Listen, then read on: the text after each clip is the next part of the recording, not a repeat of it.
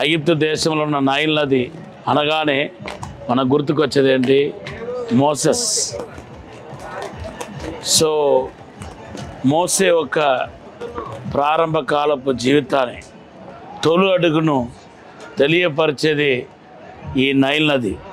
So జీవపు మాటలు మాట్లాడే ప్రతి ఒక్కరూ ఎక్కడ ఉన్నట్లు లెక్కంటే మీరే మోసెస్ అన్నమాట. మోసెస్ ఎక్కడ ఉన్నట్లు లెక్కంటే దేవుడు ఒక ప్రణాళిక అని ఆ బాక్స్లో ఉన్నట్టు లెక్క అన్నమాట. దేవుని నామానికి స్తోత్రం. రెండవదిగా నీకు దేవుడు ఏం చేస్తాడంటే ఒక ప్రత్యేకతను కలుగ చేస్తాడు, డిఫరెన్షియేషన్ పుట్టిస్తాడు. నువ్వు పనిచేసిన స్థలంలోకి వెళ్తే అక్కడ నేను చూడగా ఒక డిఫరెన్షియేషన్. నువ్వు ఒక విద్యార్థి అయితే అక్కడ ఒక డిఫరెన్షియేషన్. నీతిగా నిజాయితీగా సేవ చేసేవాళ్ళు వాళ్ళ జీవితంలో ఉంటే అక్కడ ఒక డిఫరెన్షియేషన్. ఖచ్చితంగా దేవుడు గణపరుస్తాడు. నువ్వు దేవుని బిడ్డని అణువుగా దేవుడు ఏం చేస్తాడంటే రూఢిపరచకుండా రుచిపరచకుండా వస్తాడు. దేవుని నామానికి స్తోత్రం. తర్వాత మూడవదిగా ఈమె ఆ క్లిష్ట పరిస్థితిలో తను ఏం చేయగలిగిందో అదే చేసింది. ఏం చేసింది? అందరిలాగా ఒక బాక్స్ తయారు చేసి నిమ్మకట్టిని తీసుకొచ్చి తర్వాత దాంట్లో చిగడ మట్టి కలిపి ఆ బాక్స్లో పెట్టి వదిలేసింది. అది తన అంతే చేయగలుగుతాయి. తర్వాత మోసే అక్క గారు ఎవరు? మిరియం ఏం చేసింది? బైబిల్లో రాయబడి ఉంది, నిర్గమమ 2:6లో రాయబడి ఉంది. ఆమె అలా పడేసిన తర్వాత అలాగే చూస్తూ ఉందన్న, కనిపెడతా ఉందన్న. హెల్ప్లెస్గా హోప్లెస్గా తన అదే చేయగలుగుతాయి. మోసే తల్లి అదే చేయగలుగుతారు, ఈవిడ ఇదే చేయగలుగుతుంది. వాళ్ళ నాన్న ఏం చేస్తాడో తెలియదు. తర్వాత ఆయన బంధుమిత్రులందరూ ఇలా పడేసినప్పుడు బహుశా గుండె కొట్టుకుని ఏడుస్తా వాళ్ళు ఏదో బాధపడ్డారేమో, కానీ వీళ్ళు ఎవ్వరు చేసిన కార్యాలు ఏది వర్కౌట్ అవ్వలేదు, ఫలించలేదు. కానీ ఒక్క దేవుడు చేసిన కార్యం మాత్రమే అక్కడ ఫలించినట్టుగా మనకు కనపడుతున్నాయి. మనకు ఎంతోమంది చుట్టాలు, బంధువులు, తల్లిదండ్రులు ఎంతోమంది ఉండవచ్చు, స్నేహితులు ఉండవచ్చు. కానీ వీళ్ళు ఎవ్వరూ చేయలేని కార్యాన్ని మన ప్రభు చేయగలుగుతాడు. అసాధారణమైన కార్యాన్ని దేవుడు చేయగలుగుతాడు. కాబట్టి అందుకొరకే దావీదు అంటున్నాడు, మనుషులను నమ్మటం కంటే యెహోవాను ఆశ్రయించడం మేలు, రాజులను నమ్మకం కంటే యెహోవాను ఆశ్రయించడం మేలు అంటున్నాడు.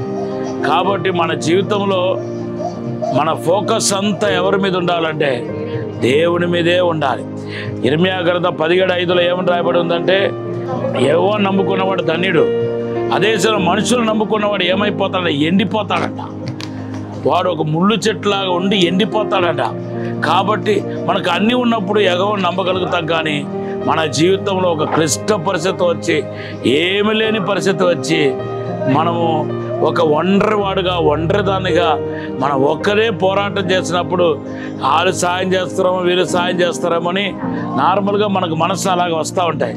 కానీ దేవుని పైన ఆధారపడితే కనుక ఖచ్చితంగా మన జీవితం మోసేలాగా 120 సంవత్సరాలు కొనసాగించబడతాయి.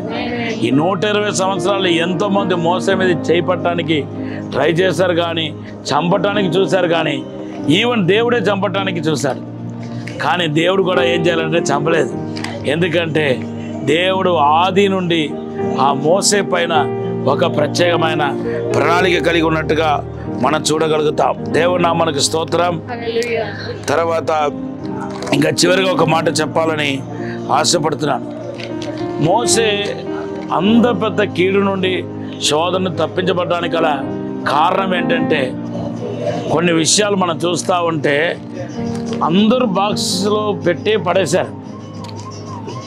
ఎందుకంటే ఫరో ఏం చేస్తున్నాడంటే ఘోరాది ఘోరంగా మడక తిప్పేసి వాళ్ళు చంపేసి పడేస్తున్నాడు. అలా ఎందుకు నీళ్ళు పడేస్తే కనుక నేచురల్గా కొంచెం ప్రశాంతంగా చచ్చిపోతాడని చెప్పి ఎవరి మటుకు వాళ్ళ పిల్లలందరినీ నైల్ నదిలో పడేస్తారంట. అలాగే మోసే తల్లి మాత్రం పడేసింది. కానీ మోసే బాక్స్ మాత్రం ఎవరి దగ్గరికి వెళ్ళిపోయిందంటే ఫరో ఒక కుమార్తె దగ్గరికి వెళ్ళిపోయింది.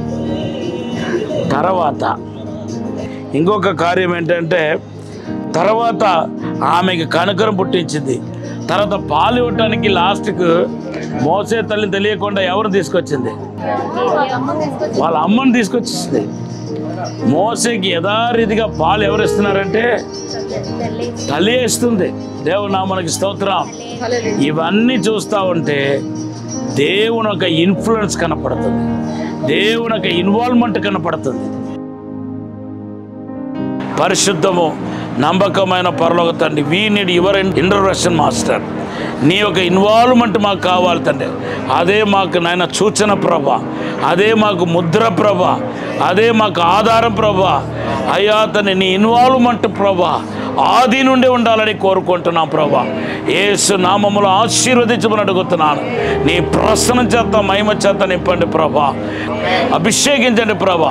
ఈ నైల్ నది సాక్షిగా ఈ పట్టణం రక్షించబడాలని ప్రార్థన చేస్తున్నాం. ఈ పట్టణంలో విడుదల రావాలని ప్రార్థన చేస్తున్నాం. అసాధారణమైన అద్భుతమైన కార్యం జరగాలని ప్రార్థన చేస్తున్నాం. ఇప్పుడే దీవించండి, బలపరచండి, అభిషేకించి నడిపించండి ప్రభా. ప్రతి ఒక్కరు వర్ధల చేయమని యేసు నామములో అడిగి వేడుకుంటున్నాము తండ్రి.